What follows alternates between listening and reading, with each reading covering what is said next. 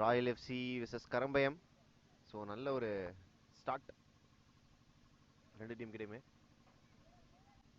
அதெல்லாம் போட்டுன்னு போட்டுருங்க. ஃப்ரம் யூ கேன் போடுங்க. ஆஹா, நல்ல ஷூட், நல்ல ஹெட், சின்ன ஒரு கிளாஷுங்க. டெஃபினட்டாக டிஸ்டர்ப் பண்ணும்.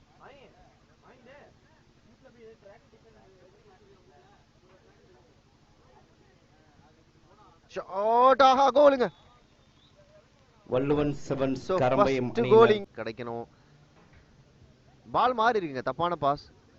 ரிசீவ் பண்றதுக்கு ஆளு இல்ல, அந்த இடத்துல அடிச்சிருக்காரு.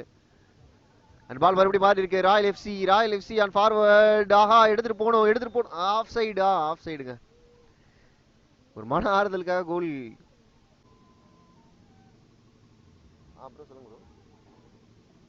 சொல்லுங்க. Okay bro.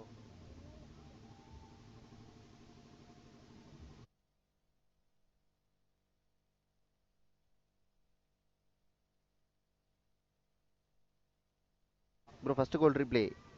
I will try. Rizwan bro மேலே ஏத்துக்கிட்டலாம். ஃபார்வர்ட்ட கொடுங்க. நல்ல பாஸ் கேட்டிருக்காரு. எஸ், மேலே ஏறலாம்.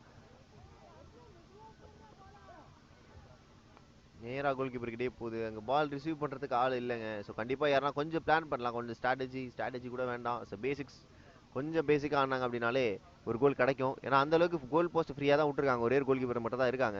ஸோ டிஃபெண்டரும் வந்து பார்த்தீங்கன்னா அதிகமாக 2 டிஃபெண்டர் இருக்கணும். பட் ஓவரால் அங்கே இருக்க மாட்டுறாங்க. மேக்ஸிமம் கேட்டிங்கன்னா நேராக கோல் கீப்பர் கையிலே போயிடுது. அது அவங்களுக்கே தெரிஞ்சிருக்கு. கோல், 2வது கோல் இங்கே பிளேஸ் பண்ணியிருக்காங்க. ஸோ கரம்பம் இருக்காருங்க அந்த கோலை.